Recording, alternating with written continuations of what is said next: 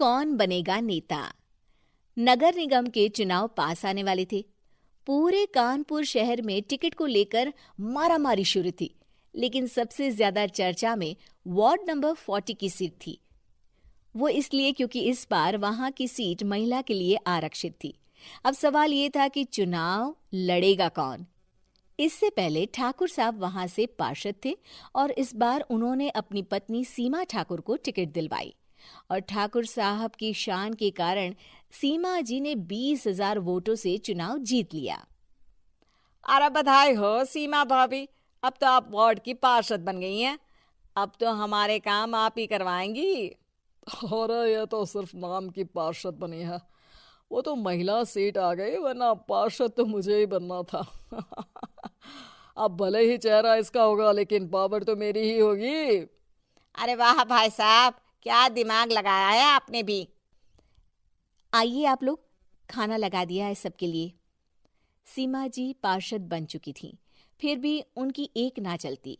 सारे काम ठाकुर साहब खुद ही संभाल लेते और जहां जरूरत पड़ती वहां सीमा जी का अंगूठा लगवा लेते। सीमा जी ज्यादा पढ़ी लिखी भी नहीं थी। एक दिन ठाकुर साहब और सीमा एक प्रोग्राम में जाते हैं। अरे ठाकुर साहब, आप आ गए।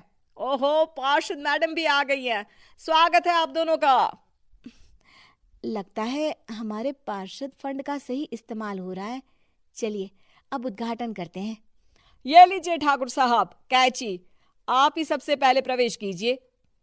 सब लोग आगे निकल जाते हैं और सीमा जी पार्षद होने के बावजूद भी पीछे खड़ी रह जाती हैं।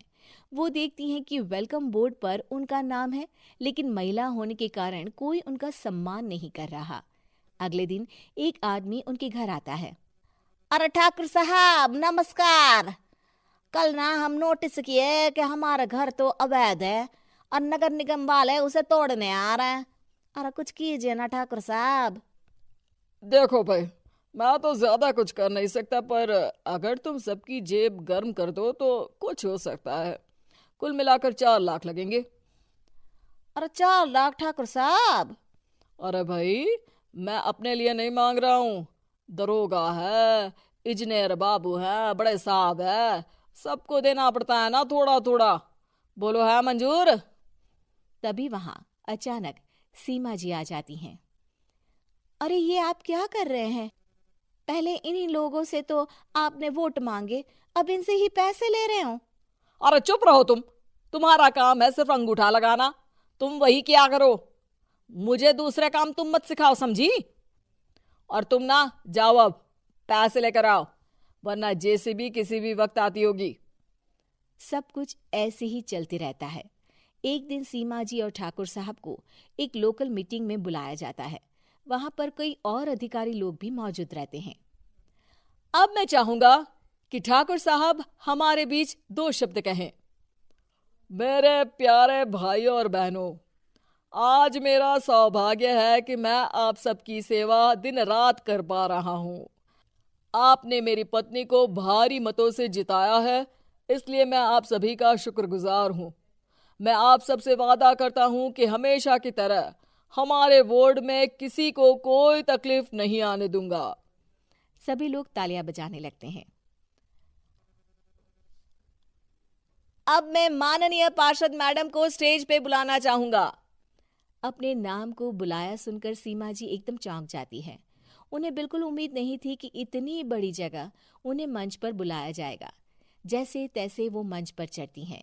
ऊपर जाते ही सीमा जी को सारी पुरानी बातें याद आ जाती हैं कि किस तरह उनके पति उन्हें कभी भी आगे बढ़ने नहीं देते और उनके नाम से गलत काम करते हैं। वो बोलने लगती हैं। मैं आपके वार्ड की पार्षद सीमा हूं। आप में से बहुत कम लोग ही मुझे जानते होंगे, क्योंकि इससे पहले मुझे कभी ऐसा मौका ही नहीं मिला। सारे मौके मेरे पार्षद पति यानी आपके ठाकुर साहब ही लेते रहे, लेकिन आज ये मौका मुझे मिला है तो मैं इसे ऐसे ही नहीं जाने दूंगी। मैं आपको ये बताना चाहती हूँ कि आपके ठाकुर साहब मेरे नाम की आड़ में गैर कानूनी काम करते हैं, जिस पर अंगूठों के निशान मेरे होते थे। इसीलिए मैं अपनी गलती मानती हूँ और आज अपने पद से इस्तीफा देती हूँ, ताकि आगे से कोई गलत काम ना हो पाए। अब फैसला आप सबके हाथ में है कि आप हमें क्या सजा देना चाहते हैं। सीमा जी की बातें सुनकर ठाकुर साहब के चेहरे का रंग उड़ जाता है और वो शर्म से मुंह नीचा करके वहां से चले जाते हैं और पद से इस्तीफा देकर ही